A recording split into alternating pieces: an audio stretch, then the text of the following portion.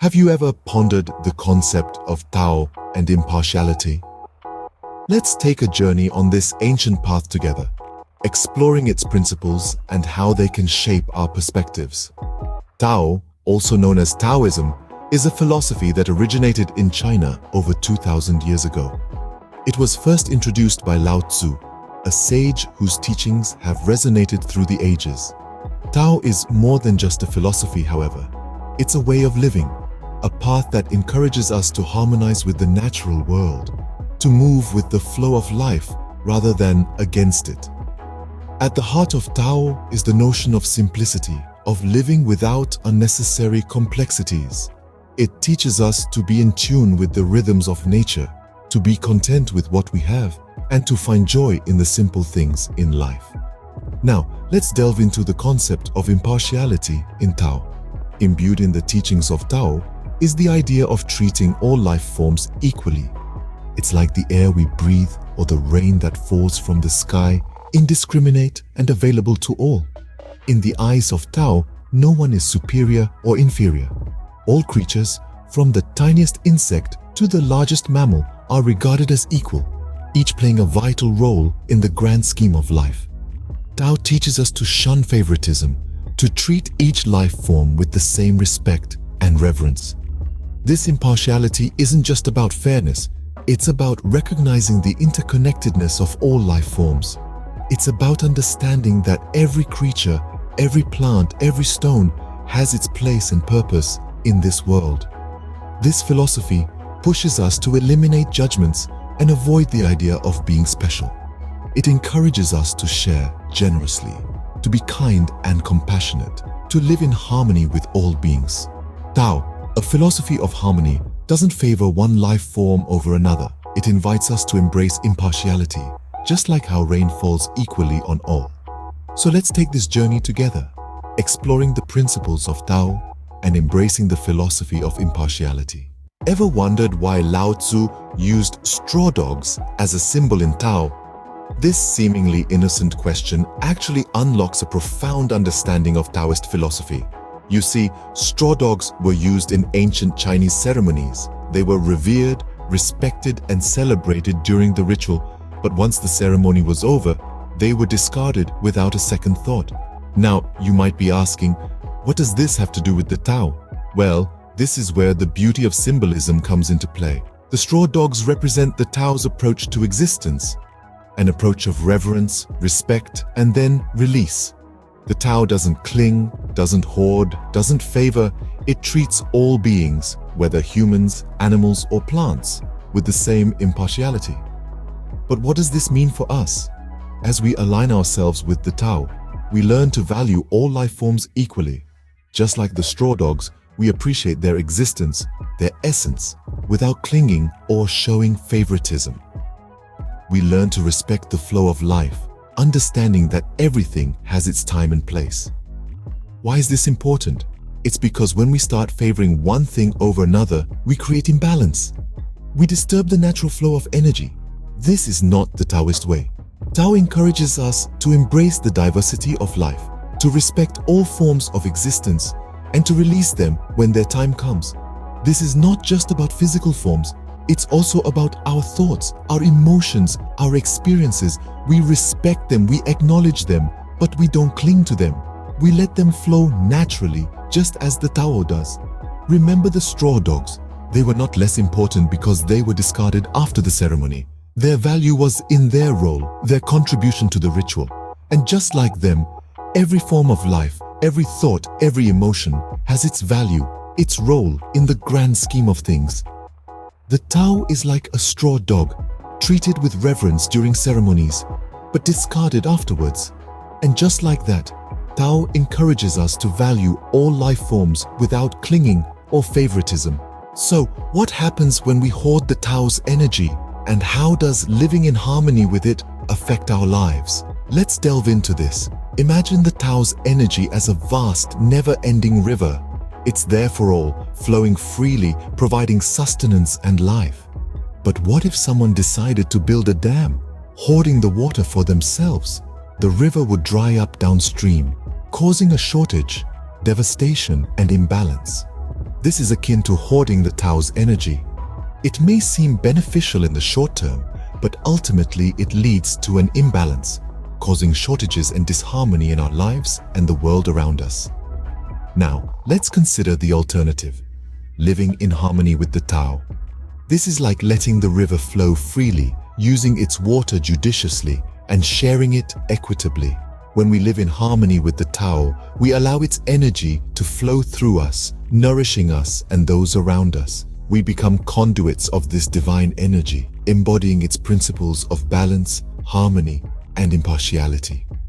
Living in harmony with the Tao doesn't mean we become passive or indifferent. Quite the contrary, we become active participants in the dance of existence, guided by the Tao's wisdom. We make decisions not based on selfish desires or fears, but on the understanding of our interconnectedness with all life forms. We see ourselves not as isolated entities, but as integral parts of the grand tapestry of life. When we live in harmony with the Tao, we realize that abundance isn't about having more, but about being more compassionate, more understanding, more giving. We understand that the true wealth lies not in hoarding, but in sharing, not in taking, but in giving, not in isolation, but in connection. And in this realization, we find that the Tao doesn't play favorites. It doesn't see anyone as special, because in the eyes of the Tao, all forms of life are equal, all are precious, all are part of the same divine dance of existence. Hoarding the Tao's energy can lead to shortages, but living in harmony with it brings abundance. The Tao doesn't see anyone as special. All forms of life are considered equal. How can we practice impartiality in our daily lives? This is a question that deserves careful contemplation. It's no easy task, but with a few simple strategies, it's within everyone's grasp. First, we must strive to eliminate judgments. We all have a tendency to categorize the world around us, to label things as good or bad, right or wrong. But this kind of binary thinking is at odds with the Tao, which sees all things as equal, as parts of a harmonious whole. Instead of rushing to judgment, try to approach every situation with an open mind. Recognize that there is value and worth in every single thing, every single person, every single moment. Next, it's essential to avoid the idea of being special. This might sound counterintuitive in a society that often encourages us to stand out and be unique. But remember, the Tao does not play favorites. It treats all life forms equally, whether they're a blade of grass or a towering oak tree. By letting go of the idea that we're special, we align ourselves more closely with the Tao. We become one with the world around us, participating in its ebb and flow instead of trying to rise above it.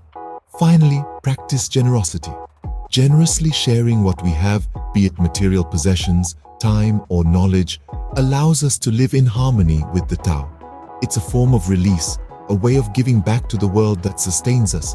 And it's not about expecting anything in return. It's about recognizing that we're part of a larger whole and contributing to it in a meaningful way. So how do we put these strategies into practice? By making them a part of our everyday routine, by reminding ourselves every day to be non-judgmental, to let go of our sense of self-importance, and to share generously with others. By eliminating judgments, avoiding the idea of being special, and generously sharing, we can practice impartiality and live in harmony with the Tao. Let these words guide you as you navigate through life, and you'll find that the path of the Tao becomes clearer, easier, and more fulfilling. Did you know that the 6th verse of Tao emphasizes an enduring, mysterious feminine spirit? Yes, it's a profound concept that offers us a new perspective on life and our interconnectedness. The 6th verse of Tao beautifully illustrates this mysterious feminine spirit that is enduring, eternal, and ever-present. It's a spirit that flows through every life form, every breath, every heartbeat. It's a spirit that's inherently impartial, showing no favoritism, and yet it's a spirit that brings us to perfection. Imagine a river that flows endlessly, nourishing everything in its path without discrimination. That's the essence of this feminine spirit. Like a river, it's the source of life, yet it doesn't hold on to life. It gives life freely and abundantly, without expectation or demand. It's a spirit of pure giving, pure love, and pure acceptance. In many ways, this spirit is a reflection of the Tao itself. The Tao doesn't favor one life form over another. It doesn't see anyone or anything as special. All forms of life are considered equal. The Tao embodies this enduring, mysterious feminine spirit, treating everything equally, like air and rain for all. As we unravel this concept, we realize how it invites us to live in harmony with all existence. It calls us to embody the same spirit of impartiality, to release judgments, to avoid the idea of being special. And most importantly, it encourages us to share generously, just as the Tao does. Living in line with this spirit is a journey towards perfection. Not a perfection that's characterized by flawlessness, but a perfection that's defined by harmony, balance, and alignment with the Tao. So, as we navigate through life, let's carry this enduring, mysterious feminine spirit within us. Let's allow it to guide us, to transform us, and to bring us to perfection without favoritism. The sixth verse of Tao invites us to embrace an enduring, mysterious feminine spirit that brings us to perfection without favoritism. It's a call to live in harmony with all existence, just as the Tao does.